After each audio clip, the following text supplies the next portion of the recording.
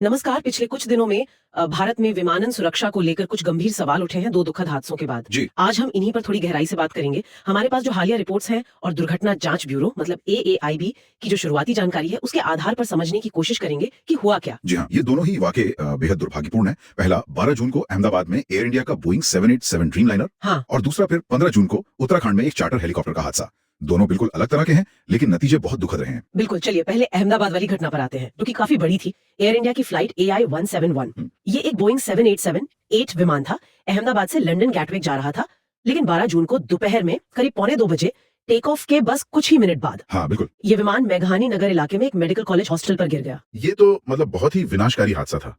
विमान में 230 यात्री थे और 12 क्रू सदस्य, कुल 242 लोग। 242 लोग। और सबसे दुखद बात यह है कि सिर्फ एक यात्री जो सीट 11A पर बैठे थे वो ही जीवित बच पाए।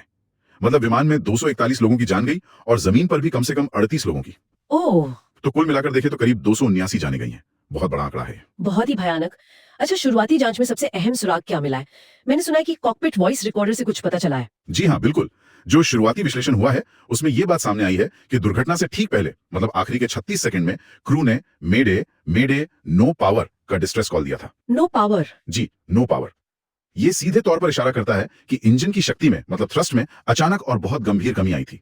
इसीलिए अब जांच का जो मुख्य फोकस है वो इंजन थ्रस्ट सेटिंग्स पर ही है। नो पावर कॉल, ये तो बहुत ही सीरियस बात है। इंजन के अलावा और किन चीजों पर ध्यान दिया जा रहा है जांच में? देखिए, इंजन तो है ही प्राइमरी फोकस, लेकिन उसके साथ साथ जांचकर्ता विंग फ्लैप्स और लैंडिंग गियर की पोजीशन को भी बहुत बारीकी से देख रहे हैं। अच्छा। क्योंकि अगर इंजन पावर चली जाती है तो विमान को हवा में ग्लाइड कराने या संभालने के लिए ये सिस्टम सही तरीके से कॉन्फ़िगर होना जरूरी है। हाँ। अगर वो ठीक से सेट नहीं थे तो स्थिति और बिगड़ सकती थी। हम्म।